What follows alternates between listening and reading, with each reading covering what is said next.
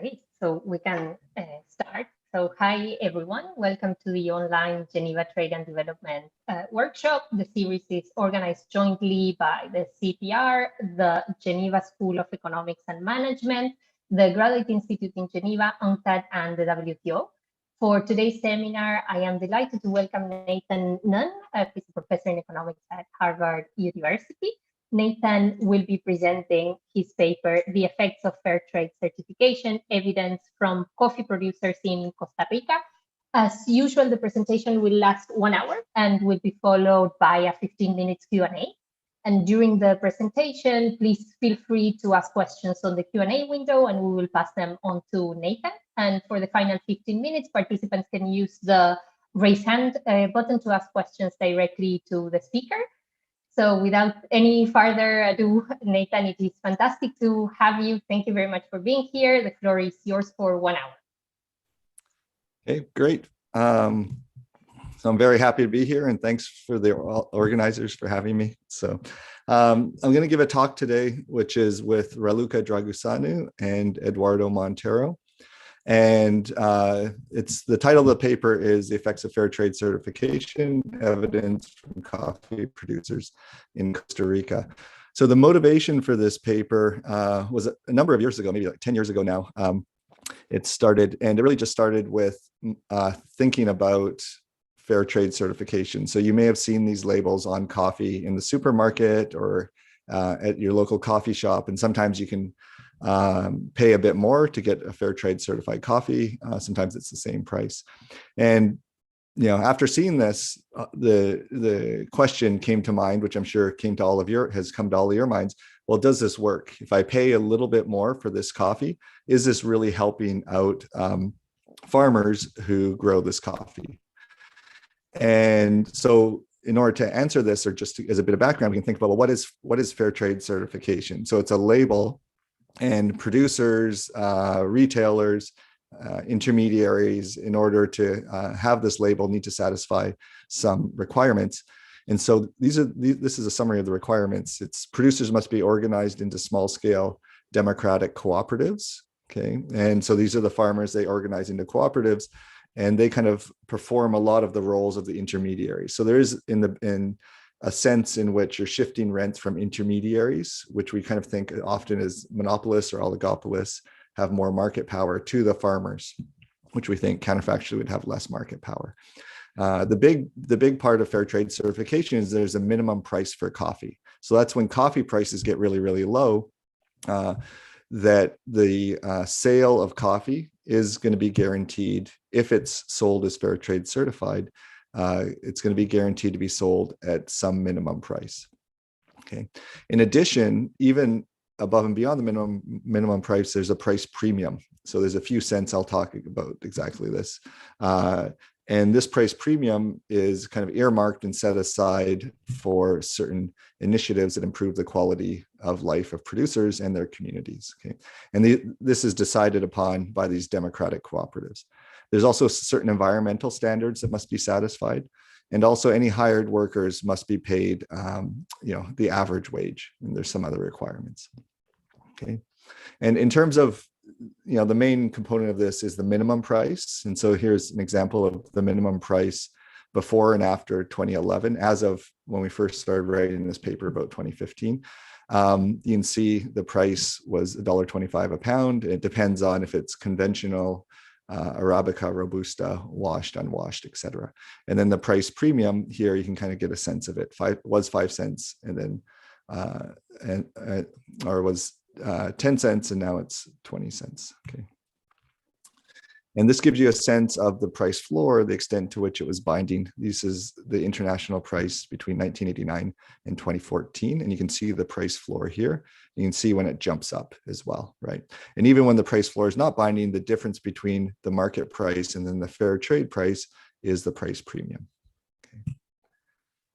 Okay, so that's kind of basically what fair trade is in a 2-minute nutshell. There are some existing studies. So when I started thinking about this question, there is evidence, but the evidence primarily tends to be cross-sectional. So we look in the cross-section, and the authors in this literature understand this. So they've moved on to try and get over the inference or identification issues by using propensity score matching, right? But you still have all of the shortcomings of cross-sectional analysis. So we're going to contribute to this. We'll see how we contribute. One is by looking at a panel, and one is also tracing the effects of fair trade certification from the producers to the farmers. Okay. And then the other big area of evidence in the literature, which I want to mention, is not directly related, but it's basically evidence on how consumers behave. Okay. And so you might think about the immediate thing for an economist when thinking about fair trade with the price floor is, well, that's just going to screw up the market. The market's not going to be in equilibrium. How can this thing ever function properly, right? And so, and there is an element of that, and we'll talk about that. But you can think about, well, if there are benefits of fair trade certification, where do they come from, right? And these studies tell you. So basically, there's a number of studies, very smart, very creative, where they have these essentially lab in the field or experimental analyses where they randomly label coffee as fair trade certification, as fair trade certified, and also in some cases vary the prices. So what you find is people are more willing to purchase fair trade certified coffee, but then also once coffee is fair trade certified, they're not sensitive to the price. So they're happy to pay more for fair trade certified coffee. So what does this reflect? Well, I think it reflects the fact that consumers are willing, they care about the production process, and they're willing to pay more to producers if it helps out the producers, and this being through fair trade certification. So if we think of, we're going to see some benefits, where do those come from? Well, it comes from consumers and their preferences and their willingness to transfer some rents to farmers. Okay, so we're going to look at Costa Rica in particular, and we're looking at 1999 to 2014 for most of the analysis. And so it's one of the largest cash crops in the country. So it's about 4% of rural employment. Producers are typically family farms that also produce subsistence crops. Okay, so it's pretty small scale. They'll hire day laborers, particularly during the harvest season, and then typically they'll sell to intermediaries. Okay.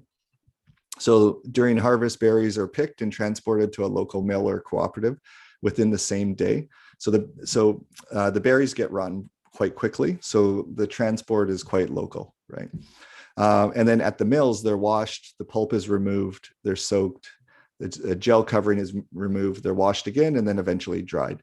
And then the coffee is then sold and exported, and then it would be roasted as well after that and consumed.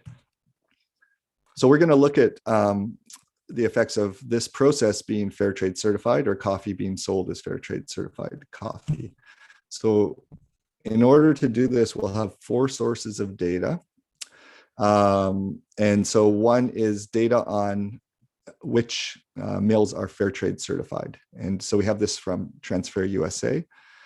We actually have this for the universe of producers and products globally. We also have data on transactions within Costa Rica. So these transactions are regulated. So from this institute called eCafe, we actually have information on the transactions. So we're also going to look at not just mills or producers, but actually also the upstream, which are the farmers that sell to the mills or that grow coffee and then sell it to the mills. And these come from household surveys from Costa Rica. Okay. And then the other thing we'll have is Raluca in 2012 went to Costa Rica and implemented some just surveys and focus groups. And so we have some sense of more descriptively the setting. Okay, so maybe I'll pause there just in case there are any questions on the background and that sort of thing. Nathan, I have a clarification question. So the system works such that if a farmer is certified, then all of their coffee gets this kind of stamp for fair trade certification without kind of any distinction on what they do, or? Yes, yeah, so that's important. So in order for something to be sold as fair trade, so that's by the time we get it as consumers in Europe or North America, everyone along the chain has to be fair trade certified. And then the coffee has to be stamped as fair trade. So one thing that you find, and this is related to the disequilibrium, is you could have a farmer that's fair trade certified. Their coffee qualifies, but they can't necessarily sell it as fair trade because there's not a buyer who's also fair trade certified. So then they might end up just selling it as non-fair trade, and then they don't get the fair trade price, right? And so we'll see, we can look at that. We see that something like maybe less than 20% of coffee that could be sold as fair trade is actually sold as fair trade, right? And you can kind of think about why that would be, the equilibrium issues, yeah. So, great. That makes sense. Thank you. Okay. Any other questions or? Not so far. Okay, terrific. Okay, so here's the history of fair trade certification. This is basically the variation we're going to look at. And one thing to keep in mind, as I mentioned, the variation here is going to be a bit different from the vast majority of other studies where it's cross-sectional. So I'm just laying out the timing of certification. So our analysis will start in 1999. At that point, there are 9 mills that are certified, and over time, certification increases, right? And the number of fair trade certified mills increases from 9 to 25. And there's many, many farmers that are a part of a mill or a cooperative or sell to a mill or a cooperative. And then the total number of mills during our sample period is between 90 and 152. So here's an example of a fair trade certified mill, just to give you a sense. And these are the washing stations. It gives you a sense of the scale as well. And an important thing, which the previous slide kind of, I'm sure, brought to mind is, well, what determines when a mill is going to decide to get fair trade certified? So that's what's going to be important for the analysis. And just from quantitative interviews, so you might initially think, well, there's going to be positive selection is one thing. And from accounts and talking to people and even previous evidence in the literature, the selection doesn't seem to be positive. So it might be positive because you might think, oh, well, you need to have the ability, and that's number 5 here, marketing, managerial skills, knowledge, in order to successfully get fair trade certification. But what we also heard a lot is, well, fair trade is something you resort to if you can't sell your coffee otherwise, or if you're having a hard time finding a buyer or exporting. So there's that sense of negative selection. The other thing which you often hear is, well, if people inherently have the same values, so concern for the environment, for the community, for equality, for workers, then they're going to be more likely to be fair trade certified. There's certain mill-specific costs of fair trade certification restrictions. So for example, lots of mills have stores, and these stores will sell different products, including pesticides. So if they make a lot of money ex ante from those sales, and that's disallowed through fair trade certification, then that's going to basically be something that causes them to be less likely to choose fair trade certification. Obviously, expectations about future prices are going to be really important because that's the big benefit of fair trade. And then just knowledge about the certification process, right? So what we're going to do throughout our analysis is, well, we'll have mill fixed effects, and you can just think about for yourself, how much of this variation will be captured by mill fixed effects. We'll also have year fixed effects. How much of the variation, for example, number 3, is going to be captured by year fixed effects. Okay, and then it's the residual variation that we'll be identifying off of. Okay, so you might still be concerned that changes across mills over time, that there could have been something that happened that causes selection into certification that biases our estimates. Okay, so the very first thing we're going to do with the data, which again is the universe of coffee mills in Costa Rica, is look at variation across the mills and across the time periods. So it's across years, and basically run a hazard model. So let's look at all mills which aren't yet fair trade certified, and then see what predicts their onset or their becoming fair trade certified, right? And then we'll have, as is standard in a duration model, the duration, we'll estimate that flexibly with a polynomial. And then we'll see to what extent is that predicted by characteristics, pre-existing characteristics, so in levels or in changes from the year before or 2 years before.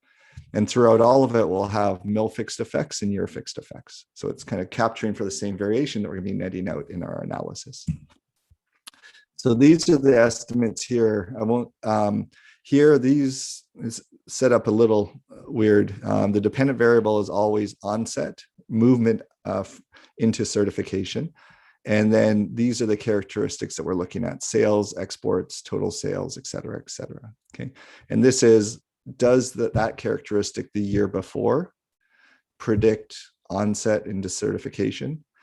Does that characteristic 1 year or 2 years before predict onset? Okay, and you can see that these are small in magnitude. None of them are statistically significant.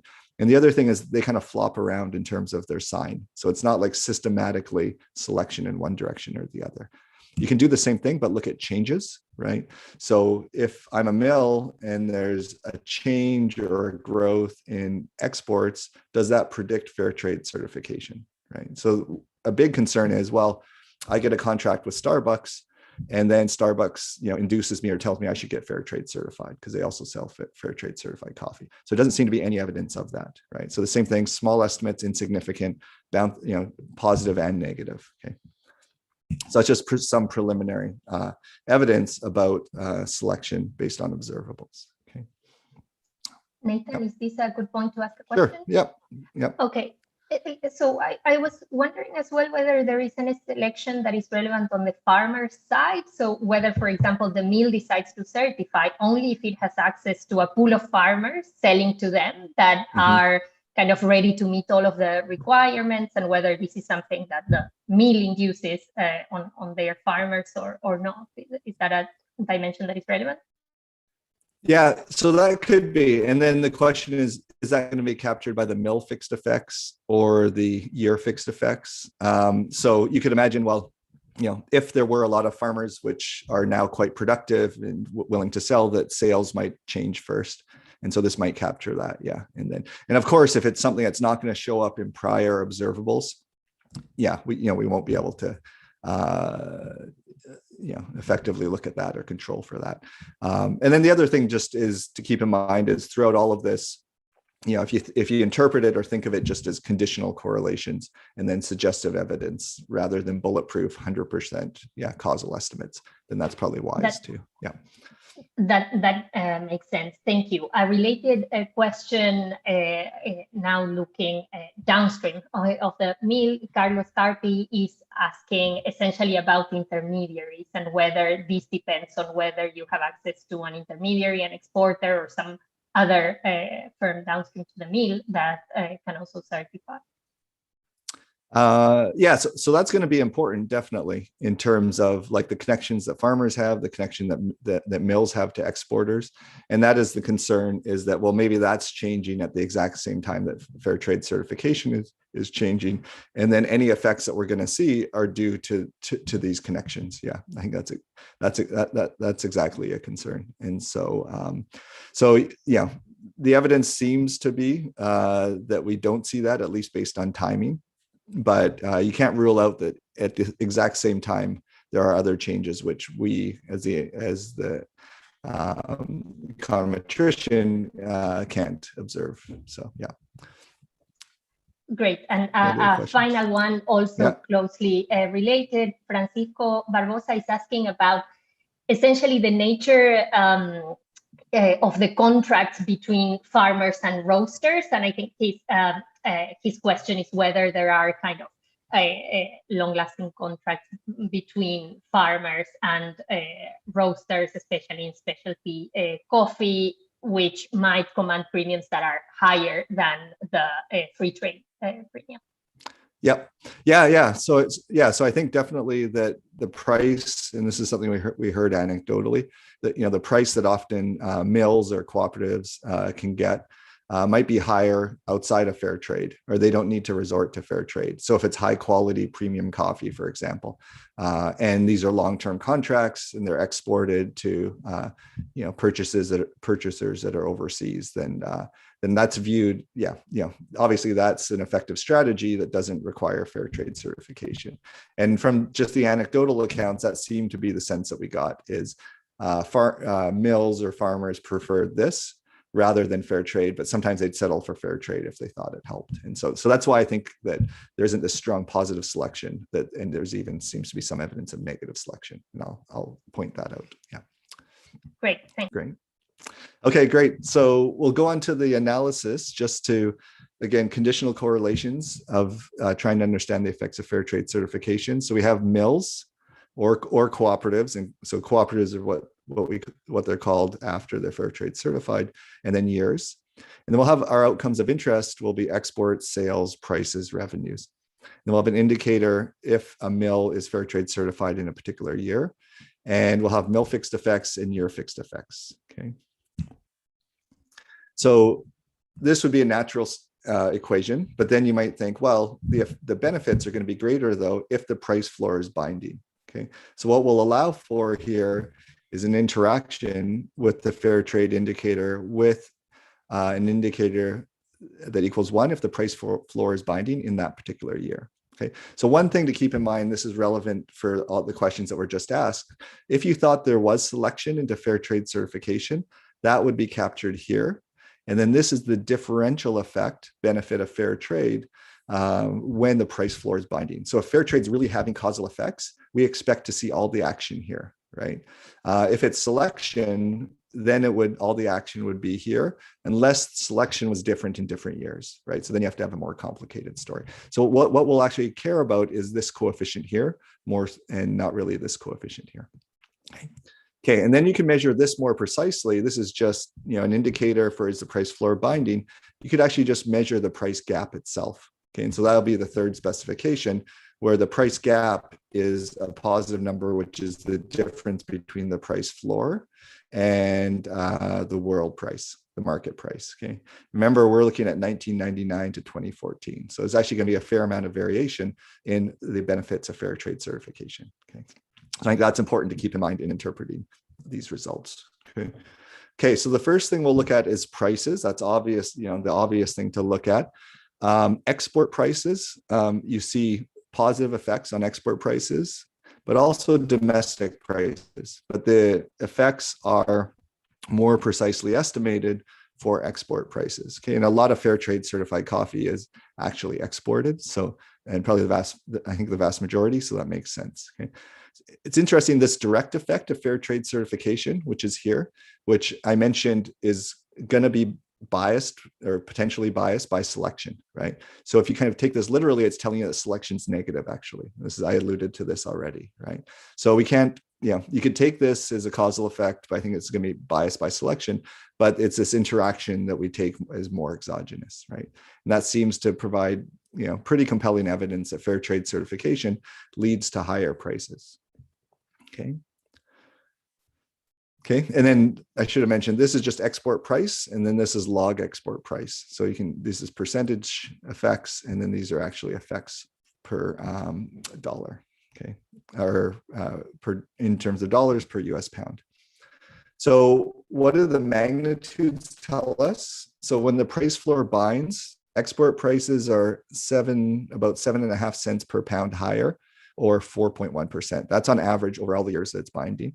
So we can actually look at, well, what are the effects of a 1 cent or $1 increase in the price gap on the price that's received? And what you find, it's not 1 for 1, right? In theory, and this is related to Julia's question, in theory, if all fair trade certified coffee was sold as fair trade, there'd be this kind of mechanical 1-to-1 relationship. But what we know is the vast majority of coffee that could be sold as fair trade cannot be sold as fair trade. There just isn't a market. And what you find here is a 1 cent increase in the price premium is associated with a 0.12 cent increase. So this is consistent with only 12% of coffee that is fair trade eligible being sold as fair trade. That's why the benefit is only 12% of what it could be. Okay. But you don't want to take that too literally. It's also consistent with measurement error. So if we have measurement error, that would bias estimates towards 0, and that could be some of it, right? But I think I think that makes sense in terms of the rough magnitudes that we're getting in terms of the estimates. Okay. So the other estimates, this gets a bit in the weeds a little bit, but I think it's kind of interesting. So what we have here is the quantity of coffee received by the mills. That's in columns 1, 2, and 3. So the mills purchase coffee from the farmers, and then they'll sell it to exporters. And then the quantity sold here. right? So the quantity purchased by a mill or a cooperative, then the quantity sold, and then the share of quantity received that is sold. So the interesting thing here is when a mill or cooperative is fair trade certified and the price gap is starting to get large, then what happens is farmers sell more coffee to the mill. And that makes sense because that's their only chance of getting their coffee sold as fair trade certified. And there's a big benefit to that, right? In theory, if they're fair trade certified, they should be selling all their coffee to that fair trade certified mill. But in practice, they'll sell it to different mills depending on. And then the mill in turn will then sell more of the coffee. You see there's a tiny bit of the share that is received that's sold is a slight evidence of negative, but that seems to be what happens, okay? And why is this interesting? Well, because you see actually a lot of, with fair trade certification, a lot of the quantity is then sold domestically. So it seems like the mills are the fair trade certified mills, when the price floor is binding, is getting all this coffee, then they need to sell it. They'd ideally like to sell it as exported coffee that's probably going to be fair trade certified, but you see that they actually sell a lot of it domestically, okay? And then the share that's exported goes down, okay? So that's just kind of, it's a bit subtle, but it's kind of interesting, and I think lines up with what you would expect based on the economics of everything. So then if we look at revenues, though, this is more the reduced form bottom line, you find that there's a positive estimated effect of fair trade certification and the price gap binding, or the price floor binding, on total revenues, domestic revenues, and then export revenues, okay? So it does seem like fair trade's not working perfectly, and there is this, this issue which I just mentioned, which is related to not all fair trade certified coffee being really sold as fair trade certified. But prices are higher, revenues are higher. And so there is some evidence of that. Okay. And then just the last thing, and then I'll pause for questions, is, well, we can do an event study. And so this is just to visualize the data. And again, this is related to inference. If we take all the mills that switch during the period and have mill fixed effects, year fixed effects, and just estimate the effects year by year. This is the first year of fair trade certification. This is export price and then log price. So just two different ways of measuring the prices. You kind of see nothing's happening, and then fair trade certification jumps up, and then it's up like this, okay? So again, that's more confidence that what we're seeing here tends to be real, okay? Okay, any questions before I go on?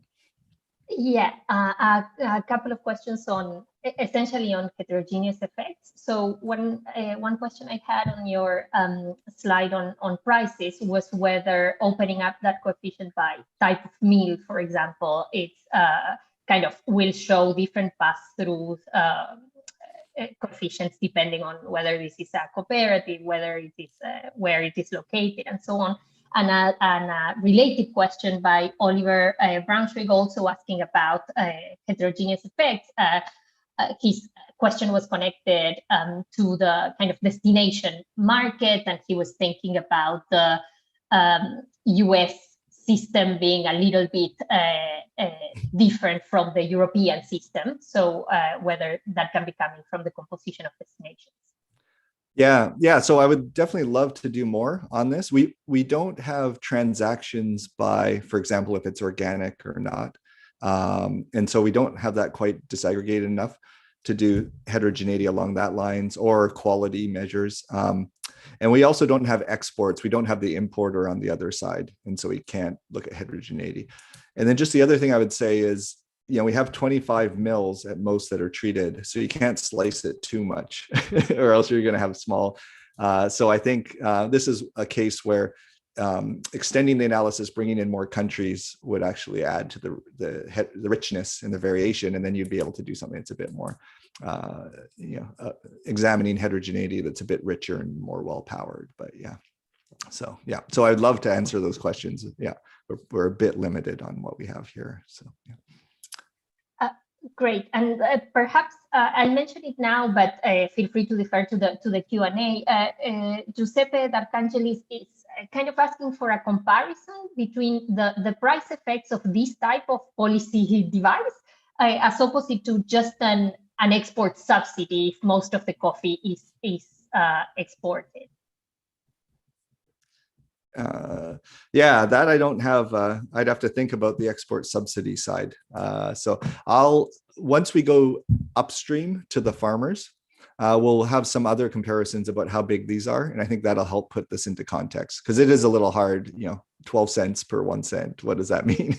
But once we actually talk about, and this is the benefit of the next step of the analysis, is, well, let's now link this to actually people, to households, to farmers, and say how much better off are they? And then I think we're able to get a sense of how big it is. And then I don't know off the top of my head or how much evidence we have about export subsidies having the same effect, but one could do that comparison. Yeah. So I think we'll get to a better sense of how big these things are. Yeah. Great. Okay, great. Okay, so I think everyone understands this. Let me just summarize the bottom line, which is, when mills are fair trade certified and the price floor binds, then these mills receive higher prices, sell greater quantities, have higher total revenues, and then farmers are selling more to them, basically. Okay, but it's not perfect. It's not one for one for sure, right? Okay, so now we're going to look upstream, and we're going to look at, well, the farmers that produce and sell to the mills. And we're even going to look at, well, the workers that the farmers hire, right? And also the intermediaries, which counterfactually would be who that the farmers sold to, except when they become fair trade certified, they have their own mill and they kind of undertake the role of intermediary. Okay, so due to data limitations, this is on the household survey data, we'll only look at 2001 to 2009. And one thing we're going to do, which is, I think, a bit different than most of the literature, is we're going to pay particular attention to within canton spillovers. So that's fair trade could affect those outside the coffee sector, and we'll look at that. And then also within the coffee sector, there are many different actors. There are hired workers, there are farmers, there are intermediaries. And we're going to look at, well, how does fair trade affect each of these groups? Okay, and we're going to look at income and then also education as well. Okay, and so a big question here is, well, how do we link fair trade certification, which is at the mill level, to households? Okay, and so how we're going to do this is we're going to do it by location. So what canton do households live in, and then what canton is a mill in? Okay, and this works because, as I mentioned, farmers have to pretty quickly, within a day or so, get their coffee to the mill because it spoils very quickly. So they're going to do this, I think, in almost all cases, take it to a mill that's within the same canton. So effectively, what we're going to do is measure the share of coffee mills in a canton that are fair trade certified. And we're going to, as our baseline, have an export weighted share. But you can do create this in a lot of different ways. Okay, so I think everyone, for a trade audience, this is pretty straightforward, I think. Oops. Let me see here. For some reason, that's, okay, just one sec. LaTeX on the fly here. Apologies. No problem. Yeah, I'm not sure why I did that, but yeah.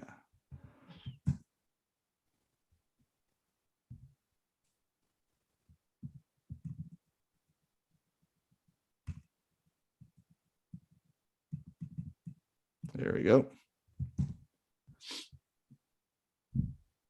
Okay, so here's the fair trade intensity, which is the and in the first year and the last year of our analysis. So it's not a huge amount of variation, but there is some variation here, right? So, and the other thing is that this is a period when the price floor was binding. So it's going to be a period when we should see effects. And just to verify this, we're going to just as initial step, re-estimate the mill level estimates, right? So it's mill fixed effects, year fixed effects, and then fair trade certification. And we see, a precisely estimated effect on the export price, right? Although not the domestic price, okay? Okay, so the individual level estimates, we're gonna look at individual's income, okay? So this is an individual's income, which is Y. So that's an individual J who's working in an industry I, living in a canton C, And this is in a year 2001 to 2009. Okay, so it's not a true panel in the sense that new people are surveyed each year. So, but it's going to be a panel at the canton level, right, or a canton industry level. And so I'll have industry fixed effects, canton fixed effects, year fixed effects. And we're going to have also canton specific time trends. So ideally we'd have household fixed effects or individual fixed effects. As I mentioned, we can't have that. So we'll have canton specific time trends just as an additional control. And here is an indicator or our measure of fair trade intensity of a canton in a particular year. And we'll have as controls age squared, gender interacted with age and age squared, and education fixed effects. So just a pretty parsimonious set of things that we can kind of take as exogenous at that point in time. Okay, and so this would be a natural thing to do to start. But then of course you might say, well, fair trade is going to have a different effect depending on whether an individual is employed in the coffee sector. We expect, well, the effects are going to be greater in the coffee sector. Maybe there's some spillovers through these different programs that exist for those not in coffee, but we expect the biggest effect to be within coffee. Okay, and so that's what we have here, just an interaction with an indicator if an individual is in the coffee sector. So then you can take it further though and say, well, within the coffee sector, a big part of fair trade is to shift rents from intermediaries to the farmers, right? And then how about these hired workers where there's some regulations about fair trade, does it affect them? And so what we've done is based on the occupational description and occupational data, we create 3 categories. And one, it's hard to know what to call these. It's technically skilled, but these are farmers or skilled workers in the coffee sector. Unskilled, these are, they explicitly say coffee pickers or agricultural laborers. So you can think of, the way we think of these as skilled is actually the coffee owners. And then the unskilled are the hired workers. And then there's non-farm coffee workers. So these are individuals that work in coffee, but they're not on the farm. So these would be intermediaries, those working in the offices, transport. And so we think of these as if there are intermediaries and their employees, they're going to be captured in non-farm. Okay, so coffee, farm owners, hired workers, and intermediaries roughly. Okay, and we're going to allow the effect of fair trade to differ depending on your occupation and whether you're in coffee. Okay. And so this is just to give you a sense of, in the data, this is the distribution of, these are the farmers or skilled workers, the laborers, these are, and then the intermediaries are this really heterogeneous group here, right? And so, which is, yeah, office workers, delivery drivers, etc., administrative, yeah. Okay, and then if we look at this, basically what this is, although I didn't write it this way, is a triple interaction, right? Fair trade in a canton in a year, is an individual in the coffee sector, is their occupation skilled? So the final specification is just going to explicitly control for these double interactions, which we didn't have in the previous specification. So it's just kind of a bit of a robustness, okay? So what do the estimates look like? So these are the 4 specifications that we have. This is the super naive. If we just said, does fair trade intensity affect all individuals in a canton? And of course, that's not the right specification.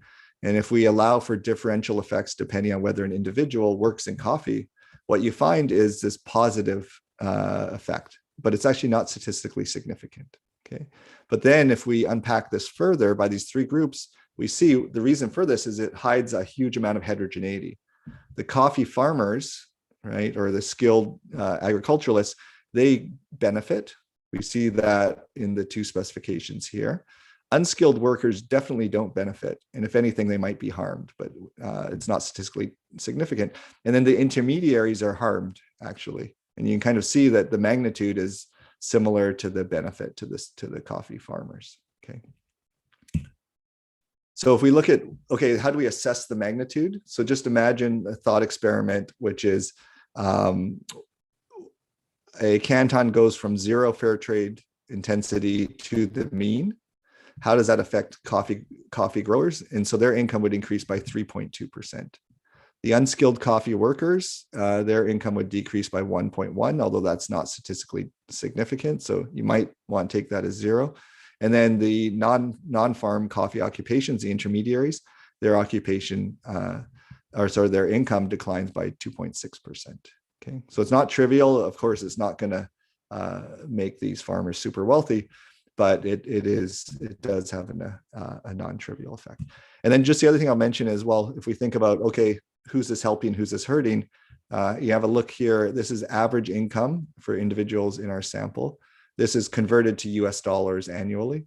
So this is basically the farm owners, the unskilled workers, they make less, and then the intermediaries and their employees. Okay, so it's helping this group, which is kind of the middle group.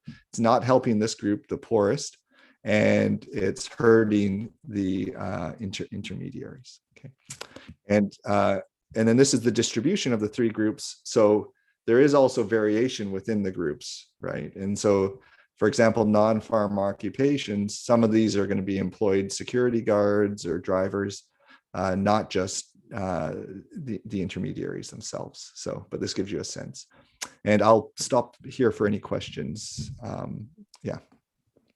Nathan, yes, I have a question on how to think about these estimates and whether I mean, this is kind of passed through onto farmers, or if this is kind of collecting like all sorts of general equilibrium effects, in the sense that perhaps a canton that has a lot of fair trade certification also benefits people that have, I don't know, complementary services to sell and stuff like this. So I wonder if there's anything that you can say about this.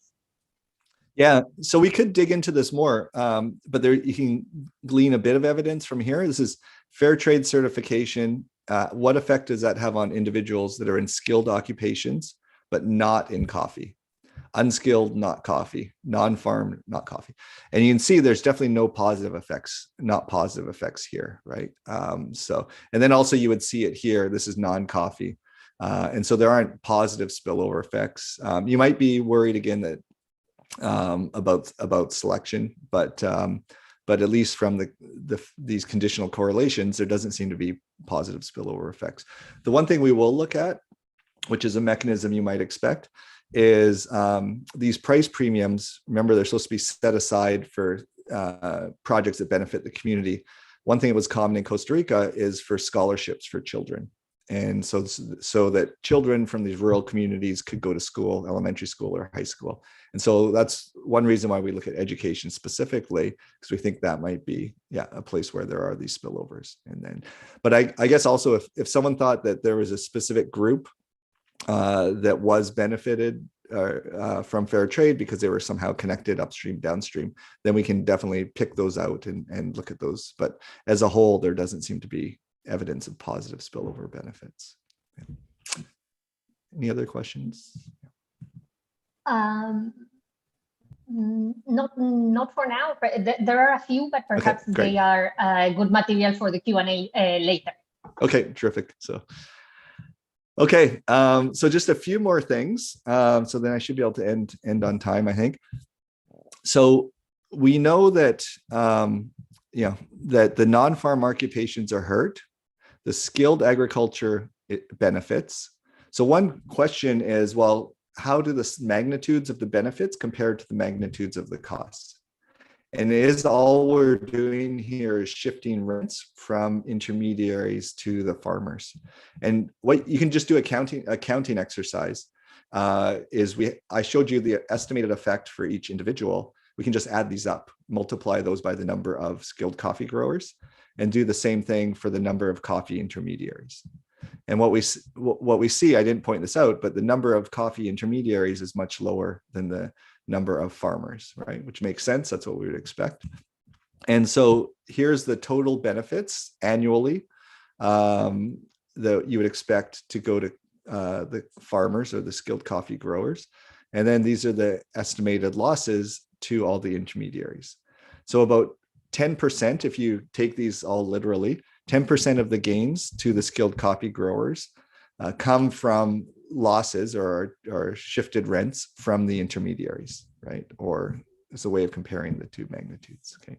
And then what's the other 90%, just conceptually?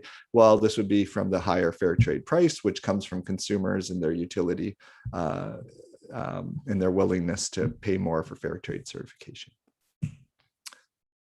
Okay. And then the other thing we can do is, we ran regressions.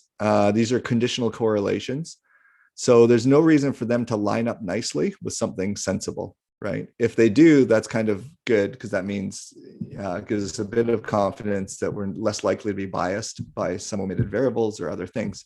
So we can just do an exercise, which is compare our estimates to accounting estimates. Okay, so if we have a counterfactual that says, or a thought experiment says that if 100% of the price gap each year were distributed equally to all coffee growers, and then just based on this calculation, each would receive an average of, and you can just do this calculation, $50, $82, $123. So why is there these differences? Well, you have to make an assumption about how much of the fair trade eligible coffee was sold as fair trade. If we assume it's 12%, then you find each coffee farmer gets $50 more, 20%, $80 more, 30%, $124 more. And this is the equivalent in percentage of annual income. You can you can compare that to our estimate just from the regressions, right? Again, there's no reason for these things to line up, but they do seem to line up in a plausible, reasonable way, right? So if we think of this as, pass through of benefits to the farmers, then they are sensible, right?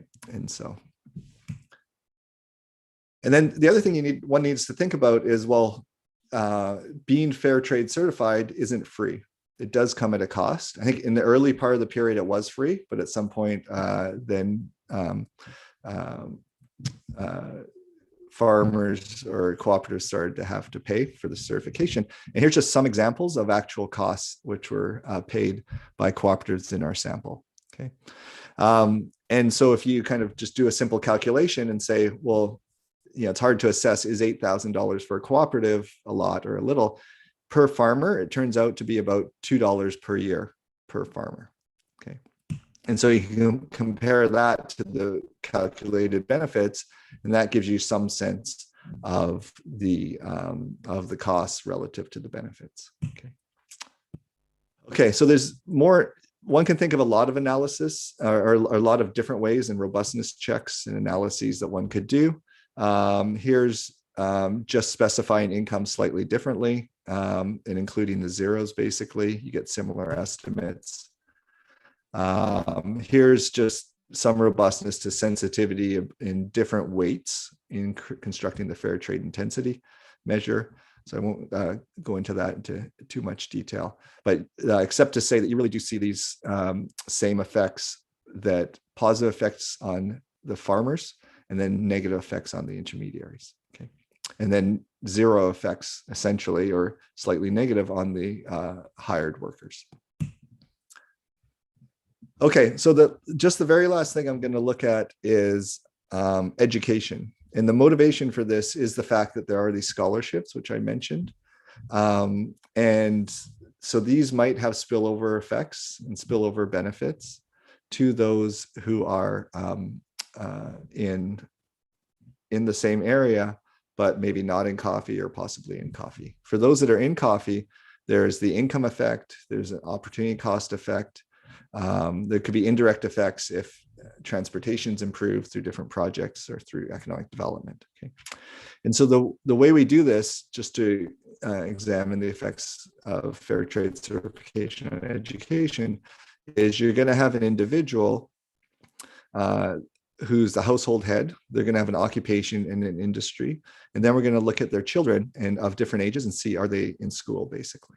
Okay, and so this is what we have here. This is a dependent variable that's an indicator for school enrollment.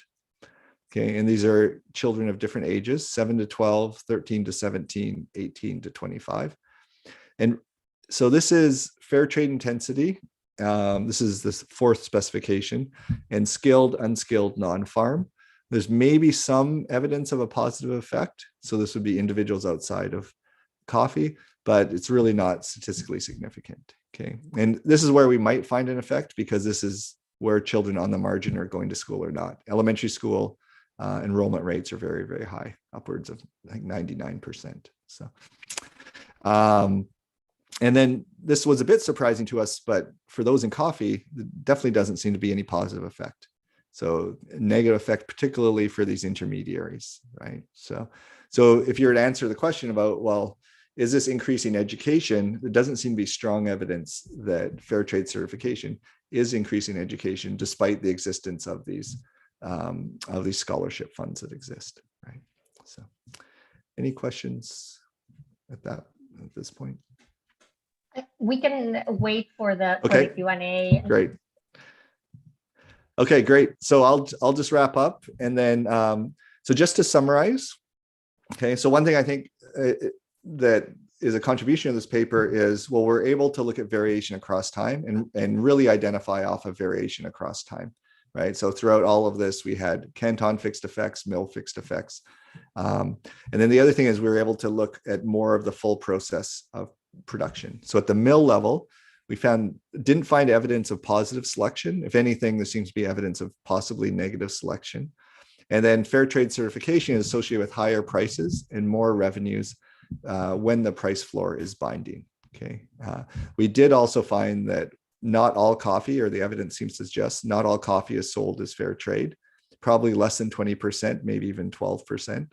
And that farmers do sell more of their coffee to fair trade certified mills when the price floor is binding or the price gap is higher. Okay. At the individual or household level, we didn't find any evidence of within canton spillover benefits. Fair trade certification has a positive effect on the incomes of what we interpret as being the farm owners or skilled coffee growers. And so these are relatively poor, so that's important to keep in mind, even though they're wealthier than the unskilled coffee workers. And they're 33% of the coffee of individuals in the coffee workforce. Okay. There's no estimated benefit to unskilled coffee workers. So you might see this as a failure. If you look at actually the regulations of fair trade certification, I went through them very quickly. This is the first slide. Really what it says is the unskilled workers have to be paid the average wage or the minimum wage in the sector. And so that really doesn't mean much that they have to be paid the average wage or at least the minimum wage. And there's no child labor, and they have to have a right to organize. And so that there's not a lot of bite there, and that's, I think, borne out in the estimates that we really don't see. There's zero evidence of any benefits to these seasonal coffee workers or to these agricultural laborers. And then the non-farm workers, which we interpret as intermediaries and their employees, they're clearly hurt, and they're hurt a fair amount by fair trade certification. But in some sense, that's part of the purpose of fair trade certification, is that the farmers themselves are taking over these activities, right? And then the benefits and the rents by organizing into these cooperatives, running the mills themselves. This is to some extent okay, or it makes sense that it's part of the objective, because these non-farm intermediaries are wealthier than the farmers. Okay, and so that part, if you think of that's a benefit of fair trade certification, that does seem to be working, and that is one of the consequences. Okay, but there's no evidence that fair trade is associated with increased school attendance or schooling or spillovers in terms of education to those. And even it appears to have a negative effect on the coffee intermediaries. And most likely this is through an income effect, but although it's hard to know for with certainty. Okay, so I think that's all the thoughts I have, and so would love any questions, comments, either now or by email if you want as well.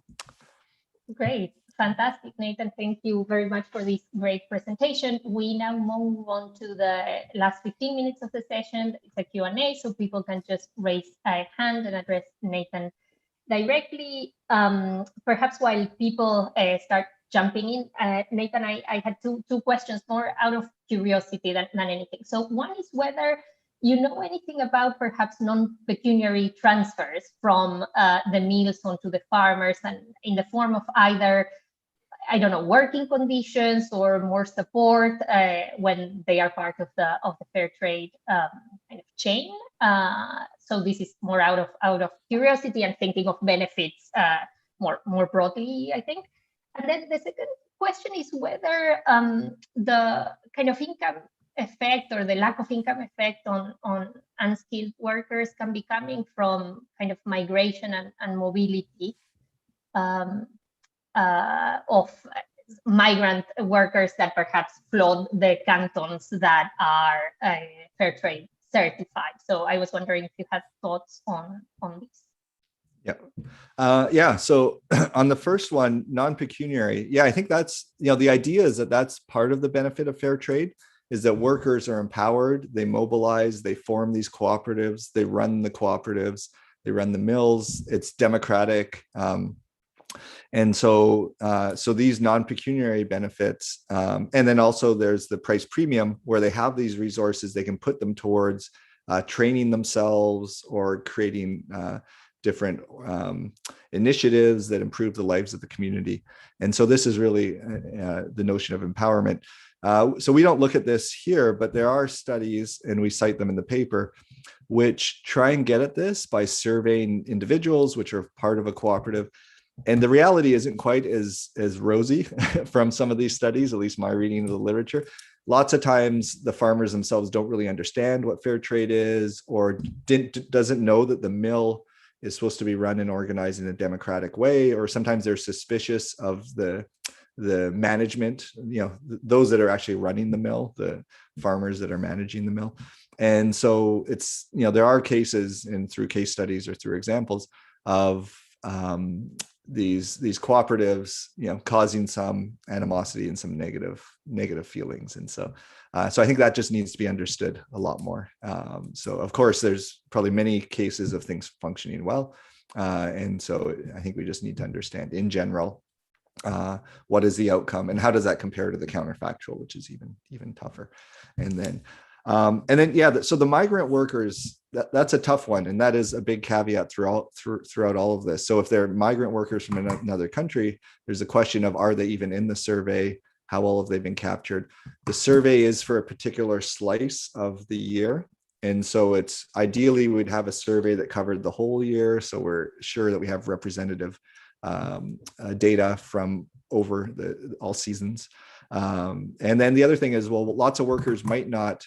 So if you're surveyed and you work in lots of different sectors, depending on the time of year, you may or may not say you're in the coffee sector, depending on, And so that's the other thing in terms of, and particularly in terms of linking these things to children, because then you just, we require, it's pretty important, but throughout all of it, it's pretty important that you're correctly identifying your occupation. And so, so one could, if they thought, oh, well, that seasonal workers or unskilled hired laborers are really benefiting, that's one reason why you might not believe our results and say, well, that's just measured with error, or we're not really capturing them. And so, because they're the ones that are most likely to be, imprecisely identified. So. Sounds great. Thank you. We have a hand up, Martin Fernandez Sanchez, if you can unmute yourself. Yeah. Hi, Nathan. Hey, Martin. Yeah. Good to see you. I wanted to ask you about whether the fair trade of coffee could induce the formation of cooperatives of other products, such as cocoa, banana, and other agricultural products, right? Yeah, I think more on the like Transfair, Fair Trade USA side, in that there are initiatives to go into other products. So Michael Hiscox at Harvard is doing a lot of work on this. And kind of the most interesting thing, I think, is manufactured products, because then things get complicated, because then you need to think about, well, the inputs which are being sourced, how are they produced? And so think about upstream. And but yeah, I think there could be some spillover effects in terms of demonstration effects to other products. And fair trade, we chose coffee to some extent because this is the dominant sector that fair trade is in, and for the longest period of time, but it's moving into all sorts of other sectors, including cotton or textiles. So I don't have an answer to that question, but that's I'm sure that's very, very plausible.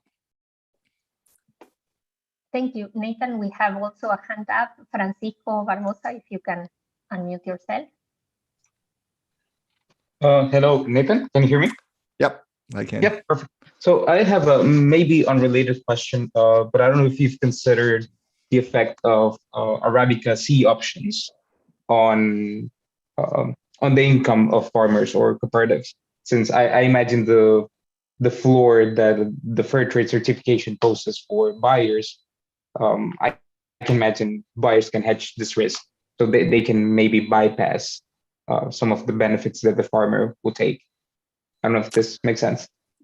Yeah, it's not something I've looked at, and I don't even know about the variation. I don't know enough about the variation that one could use to estimate it. But I think more generally, there's definitely other things that farmers can do in terms of mitigating the risk, and that's kind of in the context, or that's in the control group in general. So you definitely want to keep that in mind throughout all of this. Right? And so and so if there are, like, just at a conceptual logical level, if there are a lot of other options, then you might find, oh well, the importance of fair trade, the fair trade floor, price floor, is less important, right? Because as you're alluding to, that's, you know, one of the benefits is, well, you're providing stability for farmers, and then that can affect their longer term investment and have some other effects, right? So, but if there are other ways for them to obtain stability, then obviously the fair trade floor, price floor is going to be less beneficial, particularly given this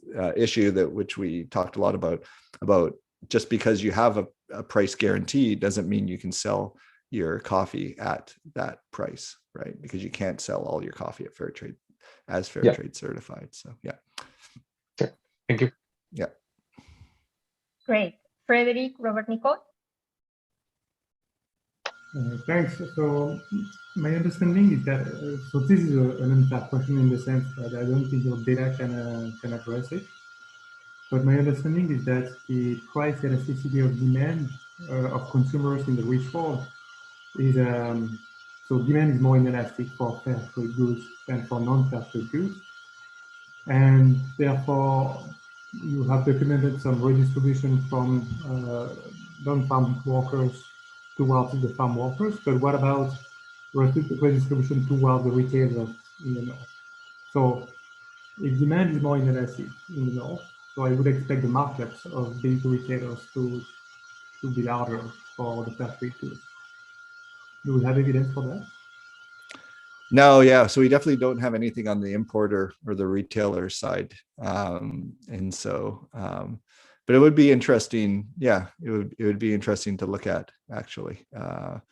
And yeah, I have to think about how that, it's not obvious to me. Maybe it's more obvious to you because you're smarter than me about these things. But how that'll affect the distribution of rents between the importer or the retailer and then the cooperative or the exporter, and then but I think it'd be interesting to think about. One thing that's pretty amazing, actually, if I'm remembering the Hiscock paper right, where they randomized certification and randomized price, demand was highest when there was fair trade certification and they put a high price on a product. So the demand curves are a bit wonky when it's fair trade certified, which makes some sense. Like if I see something's fair trade certified but the price is just the same as another that's not fair trade, I'm like, well, what's the benefit? If I see I'm paying twice as much, then I might actually do this and think, if I think that it's doing something. But anyway, so yeah, so that'd just be interesting to think through if that's the nature of demand curves of consumers in the developed north.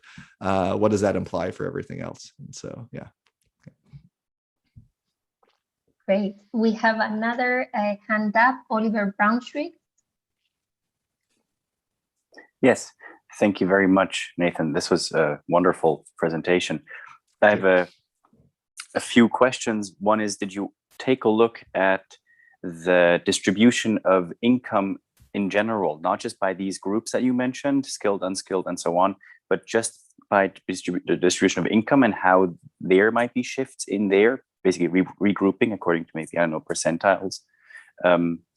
That's one. Second, I was thinking, if there is a higher price in certain situations, as you mentioned, for coffee, might this have an effect on the likelihood of children staying in the family business of coffee growing?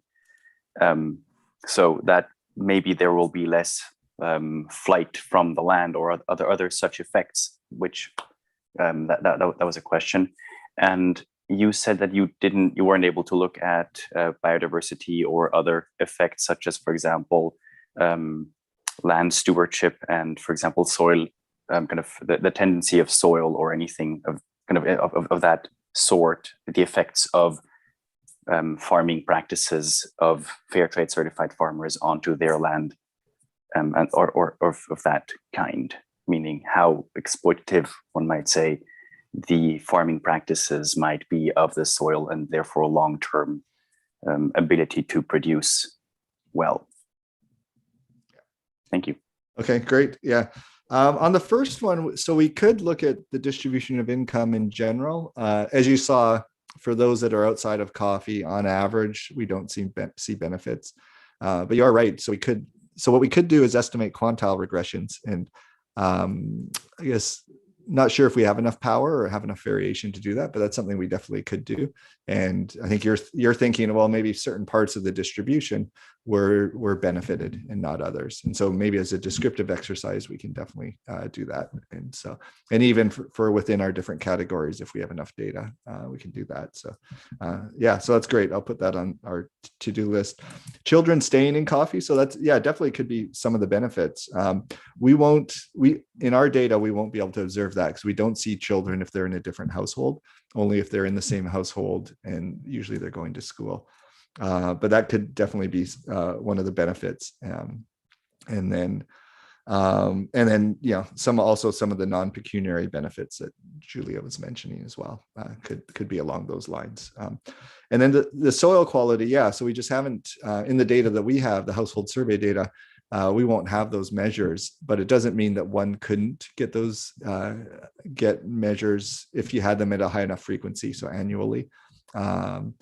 Couldn't get measures about environmental quality of soil, or I don't know if from satellite data or from other sources whether coffee is shade grown or not, how much deforestation there is, how much erosion, all these sorts of things, fertilizer use. I think that's the other side of it, which you're right, I completely ignored. It was mentioned in the very first slide in terms of the intended benefits and regulations of fair trade, but it's not something that we've looked at, and that would be another benefit as well. And so, yeah. Fantastic. Thank you, Nathan. So let's see if there is a final burning question from the audience or from the panelists. It appears that that's not the case. I think we asked you enough during the presentation. Nathan, thank you very, very much for being with us today and for this fantastic talk. I think we can wrap up here. Thanks a lot also to all the participants that joined us today and throughout this spring edition of GTW. Nathan, you were the last talk of this semester, so thank you for doing a great job at closing the series. We have an exciting lineup of speakers for next fall, and we hope to see all participants again. Then thank you once more, Nathan, for your talk, and everybody for being here. Great. Thank you very much. So thanks for all the comments and questions. We'll see everyone. Thanks a lot. Bye. Okay. Thank you. Bye. Bye.